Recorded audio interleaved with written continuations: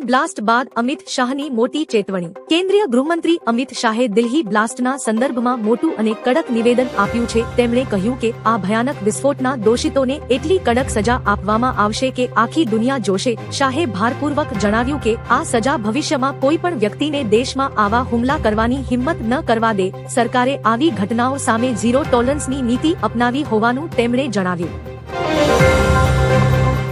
ઠંડીમાં ઠૂંઠવાવા તૈયાર રહેજો। હવામાન વિભાગની આગાહી અનુસાર રાજ્યમાં ઠંડીનો ચમકારો ધીમે ધીમે વધશે। હવામાન વિભાગના આંકડા મુજબ 20 જિલ્લાઓમાં લઘુત્તમ તાપમાન 20 ડિગ્રીથી નીચે નોંધાયું, જે શિયાળાનું આગમન દર્શાવે છે। ઉત્તરીય પવનોની ગતિ ચાલુ રહેતા તાપમાનમાં વધુ ઘટાડો થઈ શકે છે। લોકોએ સ્વાસ્થ્ય માટે સાવચેતી રાખવી જરૂરી છે। ઉત્તર ભારત માટે તીવ્ર ઠંડીની IMDની ચેતવણી આપી છે। દિલ્હી બ્લાસ્ટ બાદ સરકારની મોટી કાર્યવાહી। દિલ્હી બ્લાસ્ટ બાદ સરકારે મહત્વપૂર્ણ કાર્યવાહી કરી છે। અલ ફલાહ યુનિવર્સિટીનું સભ્યપદ રદ કરવામાં આવ્યું છે। ભારતીય યુનિયનો સંગઠન AIU એ અલ ફલાહ યુનિવર્સિટી સામે કાર્યવાહી કરતા આ નિર્ણય લીધો છે। દિલ્હી વિસ્ફોટ બાદ યુનિયને આ નિર્ણય લીધો હતો। તેણે સત્તાવાર દસ્તાવેજો, વેબસાઇટ્સ, જાહેરાતો અને પ્રમોશનલ સામગ્રીમાંથી AIU લોગો અને નામ દૂર કરવાનો પણ નિર્દેશ આપ્યો હતો। પુણેમાં ભયાનક અકસ્માત, લોકો જીવતા ભૂંજાયા। પુણેના નવલે બ્રિજ પર એક ભીષણ માર્ગ અકસ્માત થયો છે। માહિતી મુજબ એક તેજ રફતાર માલવાહક ટ્રકે 5 થી 6 વાહનોને જોરદાર ટક્કર મારી હતી। ટક્કર એટલી જોરદાર હતી કે અથડાયેલા વાહનોમાં આગ લાગી ગઈ હતી। આ ગોઝારા અકસ્માતમાં 8 લોકોના મોત થયા છે, જેઓ વાહનોની અંદર જીવતા ભૂંજાયા હતા। ગંભીર રીતે દાઝેલા અન્ય લોકોને તાત્કાલિક હોસ્પિટલ ખસેડવામાં આવ્યા છે। મહેસાણાના બોરિયાવતીમાં નવી સૈનિક સ્કૂલ શરૂ કરાઈ। મહેસાણાના બોરિયાવી ગામ પાસે CM ભૂપેન્દ્ર પટેલે મોતીભાઈ R ચૌધરી સાગર સૈનિક સ્કૂલનું ઉદ્ઘાટન કર્યું છે। 2 વીઘા જમીનમાં બનેલી આ સ્કૂલમાં 750 વિદ્યાર્થીઓ અભ્યાસ કરશે। કેન્દ્રીય ગૃહમંત્રી અમિત શાહે વર્ચ્યુઅલ જોડાઈને ઉદ્બોધન કર્યું છે। આ સાથે ખેરાલુમાં સાગર ઓર્ગેનિક પ્લાન્ટનું ઉદ્ઘાટન થયું છે। સૈનિક સ્કૂલ રાષ્ટ્રસેવા માટે વિદ્યાર્થીઓને તૈયાર કરશે। ઓર્ગેનિક પ્લાન્ટ ખેત પેદાશોને પ્રોત્સાહન આપશે। મોટી રાજ રમત રમાઈ ગઈ। બિહાર ચૂંટણીમાં યાદવ મતદારોને લઈને રાજકીય હલચલ તેજ બની છે। ટુડેઝ ચાણક્યના એક્ઝિટ પોલ અનુસાર DNAને આ વખતની ચૂંટણીમાં 23% યાદવ મતો મળી શકે છે, જે યાદવ મતબેંકમાં તેમની એન્ટ્રીનું સૂચન કરે છે। ભાજપે લાંબા સમયથી આ સમુદાય સુધી પહોંચવા માટે આયોજન કર્યું છે। તે અંતર્ગત મોહન યાદવને મધ્યપ્રદેશમાં નેતૃત્વની ભૂમિકા આપીને બિહારમાં તેમની સક્રિય હાજરી અને અનેક રેલીઓ યોજાઈ છે। પવન કલ્યાણે સનાતન ધર્મ પરીક્ષણ બોર્ડની માંગ કરી। તિરુપતિ બાલાજી મંદિરના લાડુ પ્રસાદમાં નકલી અને ભેળસેળયુક્ત ઘી વપરાયાના આક્ષેપોના ગંભીર વિવાદ વચ્ચે આંધ્રપ્રદેશના નાયબ મુખ્યમંત્રી પવન કલ્યાણે મહત્વની માંગણી કરી છે। તેમણે સનાતન ધર્મ પરીક્ષણ બોર્ડની સ્થાપના કરવા હાકલ કરી છે, જેથી હિન્દુઓની લાગણીઓ અને શ્રદ્ધાની મજાક ન ઉડાવવામાં આવે। કલ્યાણે કહ્યું કે તિરુપતિ લાડુ એ માત્ર મીઠાઈ નહીં પણ સામૂહિક શ્રદ્ધાનું પ્રતીક છે।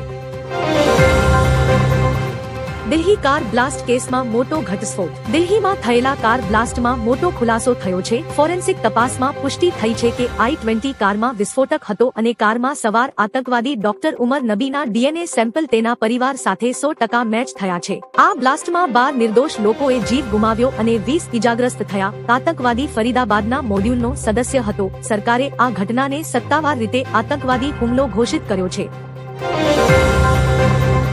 ગુજરાતમાં આતંકી ષડયંત્રને લઈને મોટો ખુલાસો। NIA દ્વારા આતંકી ષડયંત્રના સંબંધમાં ગુજરાત ATS દ્વારા મૂળ રૂપે નોંધાયેલા કેસમાં 5 રાજ્યોના 10 સ્થળો પર સર્ચ ઓપરેશન હાથ ધરવામાં આવ્યું હતું। આ રાજ્યોમાં ગુજરાત, હરિયાણા, પશ્ચિમ બંગાળ, ત્રિપુરા અને મેઘાલયનો સમાવેશ થાય છે।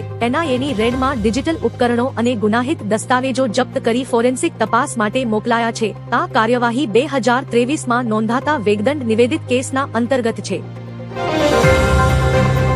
આતંકી ઉમરનનું DNA મેચ થયું અને મૃત્યુઆંક 13 થયો। દિલ્હીમાં કાર બ્લાસ્ટને લઈ મોટું અપડેટ સામે આવ્યું છે। દિલ્હી લાલ કિલ્લા વિસ્ફોટમાં મૃત્યુઆંક વધીને 13 થયો છે। ઘાયલ વ્યક્તિનું LNGP હોસ્પિટલમાં મૃત્યુ થયું હતું। મૃતકની ઓળખ બિલાલ તરીકે થઈ છે। બીજી તરફ કારમાં સવાર આરોપી ડોક્ટર ઉમર ઉન નબીનું DNA તેની માતાના DNAથી મેચ થયું છે। તપાસ ટીમોને કારમાંથી ઉમરના દાંત, હાડકાં, લોહીવાળા કપડાના ટુકડા અને પગનો એક ભાગ મળ્યો હતો। જામનગરમાં ખ્યાતિકાંડ. જામનગરમાં ખ્યાતિકાંડ જેવી ઘટના બની છે. જેસીસી હાર્ટ ઇન્સ્ટિટ્યૂટે 105 દર્દીઓ પર જરૂર વગર કાર્ડિયાક સર્જરી કરી PMJYMA યોજનાનું ઉલ્લંઘન કર્યું છે. આરોગ્ય મંત્રી પ્રફુલ પાનશેરિયાના આદેશે હોસ્પિટલને યોજનામાંથી સસ્પેન્ડ કરી 6 લાખથી વધુનો દંડ ફટકાર્યો છે. ડોક્ટર પાર્શ્વ વોરાને કાર્ડિયોલોજી સર્જરીમાંથી પણ સસ્પેન્ડ કરાયા છે. ગેરરીતિ સામે કડક કાર્યવાહી ચાલુ છે. માંગરોળ અને ઉનામાં કાશ્મીરથી આવેલા 5 શંકાસ્પદની પૂછપરછ. જૂનાગઢ એસઓજીએ માંગરોળમાંથી 2 કાશ્મીરીઓની પૂછપરછ કરી વધુ તપાસ માટે જૂનાગઢ લાવ્યા છે. તેઓ મદ્રેસાઓમાંથી ફાળો ઉઘરાવતા હોવાનું પ્રાથમિક તપાસમાં જાણવા મળ્યું છે.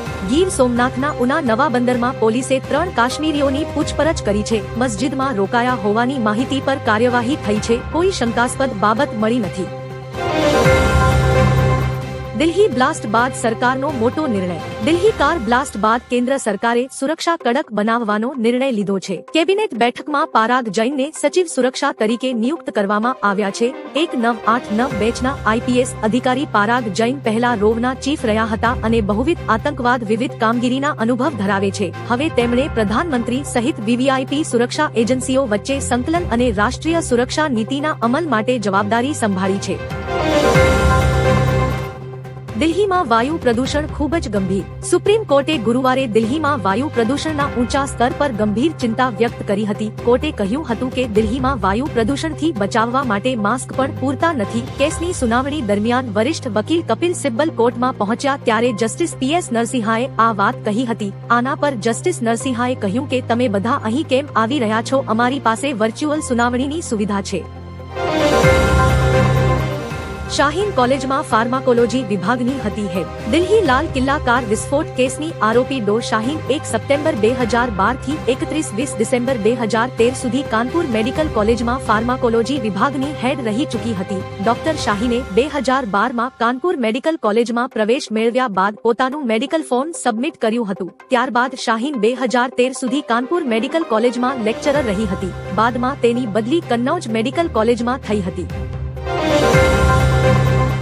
આતંકીઓનો મોટા પ્લાનનો ખુલાસો. દિલ્હી બ્લાસ્ટની તપાસમાં મોટો ખુલાસો થયો છે. આતંકવાદીઓ બાબરી મસ્જિદનો બદલો લેવા માંગતા હતા. તેમનો પ્લાન 32 જૂની કારોમાં બોમ્બ મૂકી દેશભરમાં ધમાકા કરવાનો હતો. 10 નવેમ્બરનો બ્લાસ્ટ તેનો જ ભાગ હતો. આ આતંકીઓ 6 ડિસેમ્બર બાબરી મસ્જિદની વરસીના દિવસે દિલ્હી સહિત અનેક જગ્યાએ ધમાકા કરીને બાબરીનો બદલો લેવા માંગતા હતા. અત્યાર સુધી 4 શંકાસ્પદ કાર જપ્ત કરી છે.